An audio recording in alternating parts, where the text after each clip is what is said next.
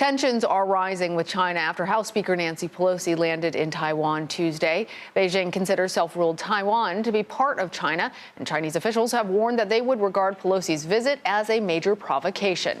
Nancy Cordes has more from the White House. The guessing game about Pelosi's plans ended with this late-night touchdown in Taipei. The House Speaker was greeted by local officials, even hailed with a welcome message on Taiwan's tallest skyscraper.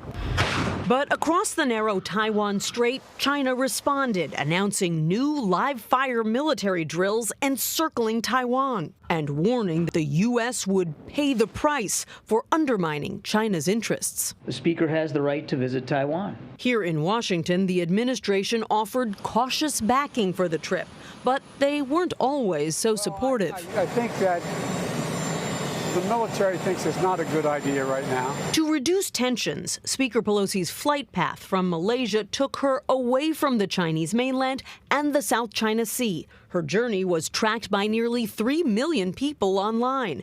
I believe she has every right to go. You do not want the Chinese Communist Party dictating to senior American leaders where they can and cannot travel. Pelosi isn't the first lawmaker to visit Taiwan this year, but she's the first House Speaker to do so in 25 years.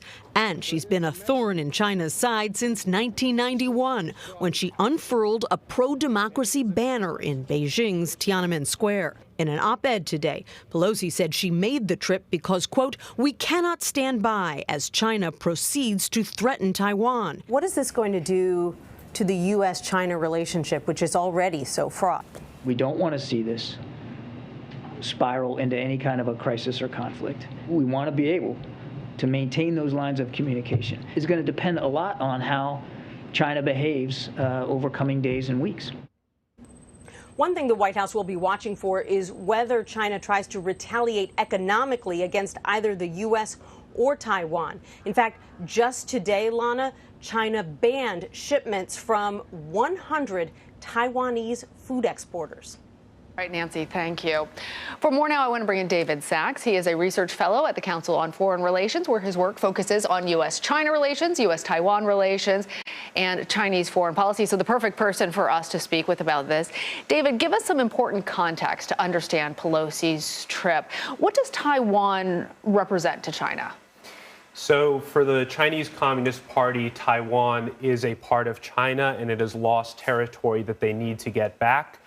By force, if necessary. They have never taken the use of force off the table. So essentially, in the Chinese Communist Party narrative, Taiwan is a sort of renegade province that needs to be returned to the motherland.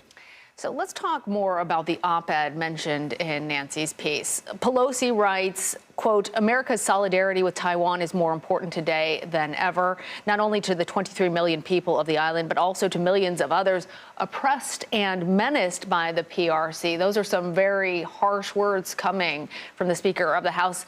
David, as you know, the U.S. has in the past been very vague when it comes to its strategy with Taiwan and its relationship with China. Could Pelosi's comments and her visit indicate a change, a new chapter? Yeah, so I think that clearly the subtext here with Speaker Pelosi is that the war in Ukraine is looming large in the minds of the Biden administration as well as people in Congress. There are clearly some parallels between Ukraine and Taiwan. Both are relatively young democracies that have to face off against much larger authoritarian neighbors.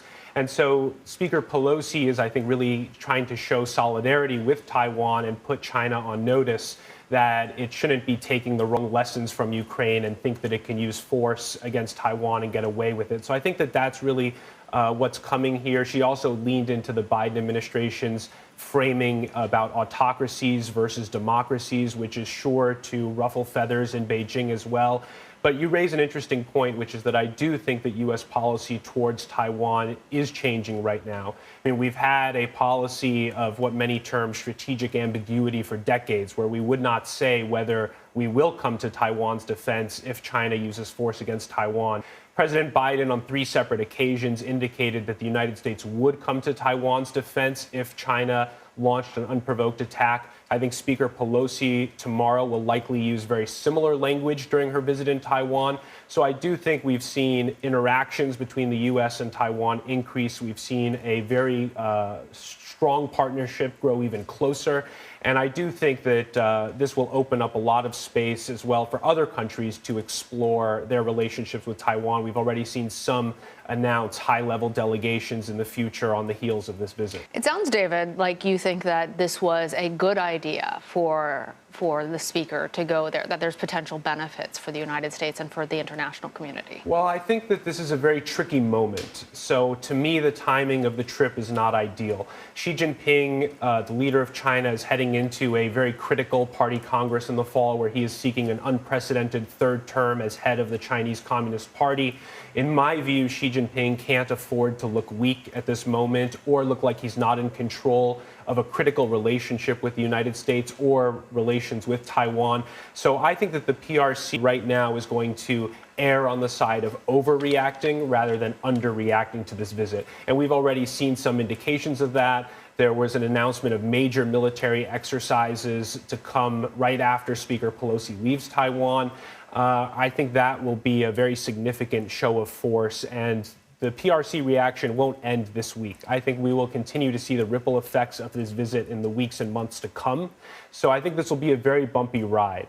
After her visit leaked, it really didn't leave U.S. policymakers with many good options. If she didn't go, it would look like she was caving to Beijing. And if she does go, I think we're going to see a big PRC response. Well, we heard Nancy say that we're already seeing a response from China. Given Xi's political context, do you think that they are going to face severe or really harsh negative repercussions as a result of this trip? I think Taiwan will bear some pretty big costs because of this trip. 30% of Taiwan's exports go to the mainland, so it's a huge part of their economy. And I would expect that China really does squeeze Taiwanese businessmen on the mainland, Taiwanese companies. We've already seen that. I think the military exercises will be a major show of force. Potentially, we will even see missiles flying over Taiwan and landing in the waters to the east of Taiwan. I think that the political pressure on Taiwan will also increase. So, I understand that people in Taiwan are very excited about the visit, and she had a very warm reception when she landed. But I do think that there will be some costs that maybe haven't really been factored in yet with this reaction. All right. David Sachs, thank you for being here. Thanks for having me.